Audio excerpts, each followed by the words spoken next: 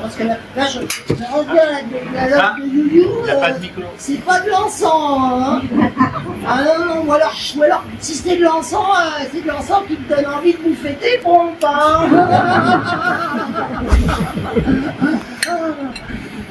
En même temps, moi, la cannabis, les neuropsychiatres ils m'ont dit c'est pas pour toi. Ah non, parce que moi, tu vois, je suis né en avance. Ouais, j'étais fille d'être bricolée dans une couveuse expérimentale. Ouais, c'est vrai que moi la naissance, moi la naissance, j'ai pas pleuré. J'ai poussé mon premier cri, j'avais 2 ans. Oh, mais les médecins, ils n'étaient pas inquiets, hein. Non, les médecins, ils étaient surtout inquiets de ma maladie orpheline. La varicocèle. Oh, c'est pas à confondre avec la varicelle, hein, parce que la varicelle, ça gratte. Hein. Bon, la varicocèle, en fait, t'as les coups qui font la taille d'un sac de frappe. Ah si, hein. Et moi, vous savez, il me fallait deux sacoches à vélo pour les travailler. Hein. Ah non. Et puis franchement, il fallait aussi un courage de marathonien. Hein. C'était pas facile. Non, parce que franchement, vous voyez par exemple, en comparaison, la trisomie par exemple, c'est le Club Med. Hein. Si, la trisomie, au moins, t'as le bénéfice des câlins. Hein. Et puis ça va, tu te pisses dessus, les gens trouvent ça mignon. Hein. Non, parce que moi, si vous voulez, moi à 3 ans, hein, moi j'avais le centre de gravité du non-plus. Alors, c'était pas facile du tout, très invalidant. Ça m'a posé des problèmes. Ouais, parce que quand je suis rentré à la maternelle, j'étais avec maman. Avec maman, moi j'étais content, c'était le premier jour, on était là devant le portail de l'école. Hein, moi j'étais très pressé de rentrer à l'école. Hein. Moi j'ai voulu escalader le portillon de l'école. Là, il y avait 2 mamies qui emmenaient leurs petits-enfants, hein, pour la rentrée. 5 ans par direct. Hein. Ouais, infarctus. Hein. Disons que c'est pas facile de se faire des copains si tu veux quand avant la récréation, t'as déjà 2 décès à ton actif. Hein. Non, c'est vrai que c'est pas facile. De toute façon, maman m'avait dit, tu sais, le monde il est cruel. Maman, elle m'a isolé du monde, hein, pour te protéger. Moi, j'ai fait l'école à la maison. Ouais, et c'est vrai que le monde il est cruel, hein, c'est vrai. Bah oui, regardez, c'est très tendance encore aujourd'hui, hein. Regardez le stand-up. Le stand-up, ils passent leur temps à matraquer les gens, hein. Et puis, et vous adorez ça, hein. Ouais, non, mais c'est vrai, hein. Enfin, voilà, du coup, moi, si vous voulez, je me suis retrouvé dans cette situation-là. C'était pas facile. Et puis moi, vous savez, la nature humaine, je ne connaissais rien du tout, j'étais à la maison.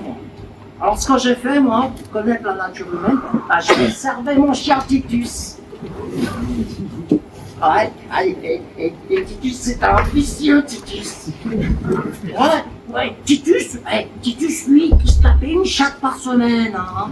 Ah ouais, il l'avalait littéralement, hein, carrément. Hein. Ah ouais, il a tout fait la chatte, direct. Hein. Moi, je sais que j'avais peut-être de la cruauté en moi, mais j'étais pas sûr. Je savais que c'était peut-être dans mon ADN. Hein. Mais bon, voilà, j'étais pas... Comment dire, je me cherchais, hein, je cherchais ma voie encore. Et c'est à 12 ans. À 12 ans, j'ai été... Ouais, à 12 ans, miracle chirurgical. On m'a tout enlevé. On m'a vidé les sacoches.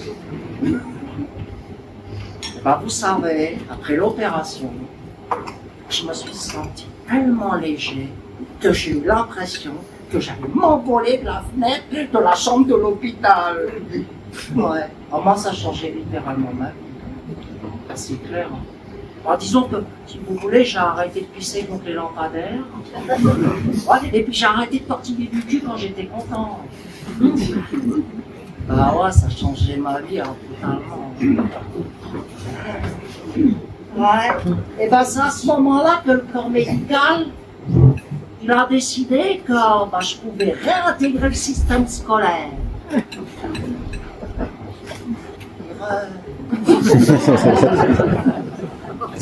Ben oui, imaginez par exemple un loup à qui on force de manger du yaourt, hein, et puis qui se retrouve en plein milieu d'un troupeau d'agneaux.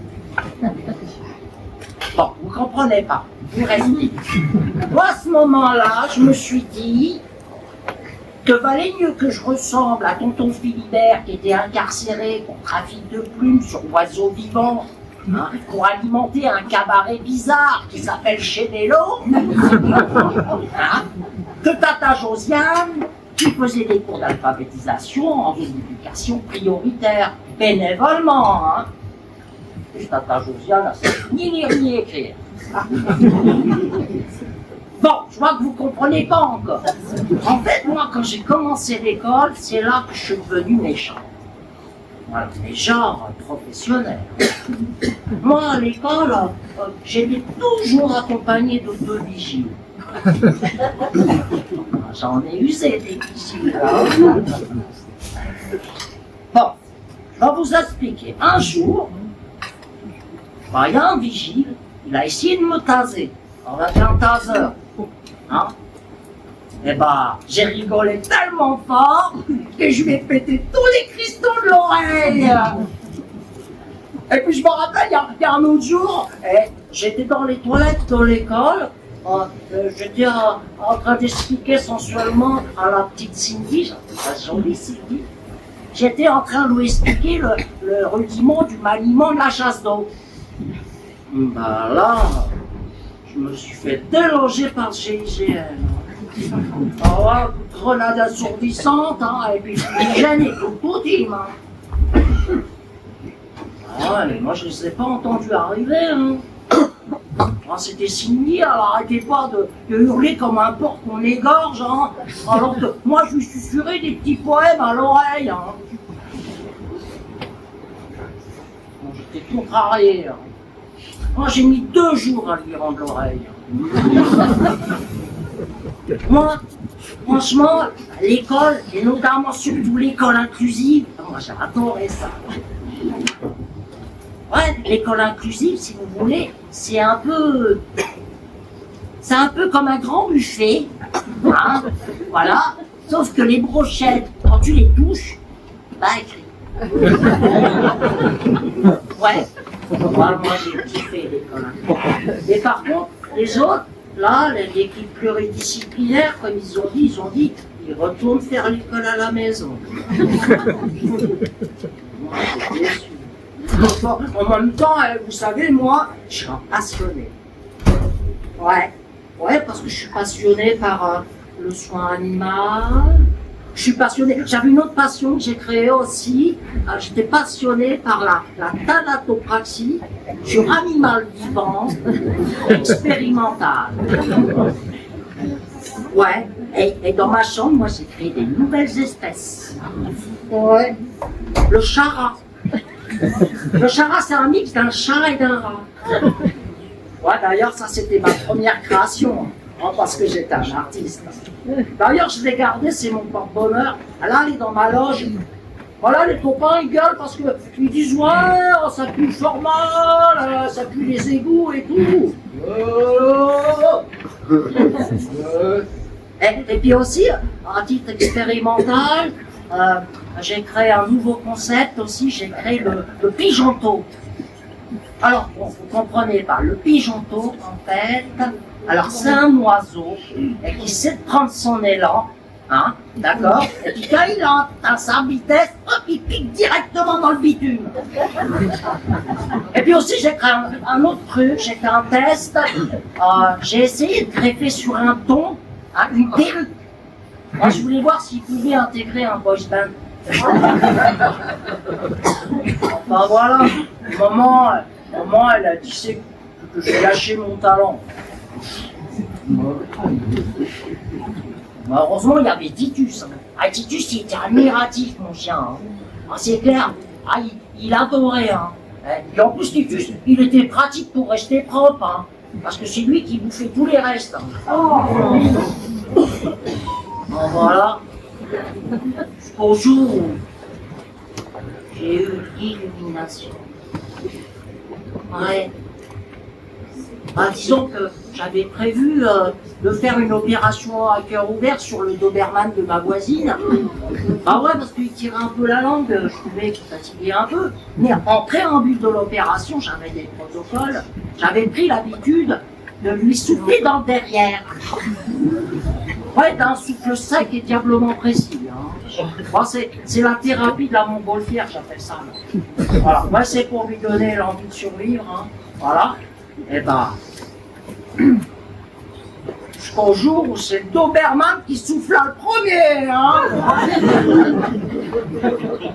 Oh, je me suis pris 10 ans de tronquette concentrée dans la tronche, ça m'a reculé de 4 mètres. Hein. Et le temps de reprendre mes esprits quand je me suis relevé.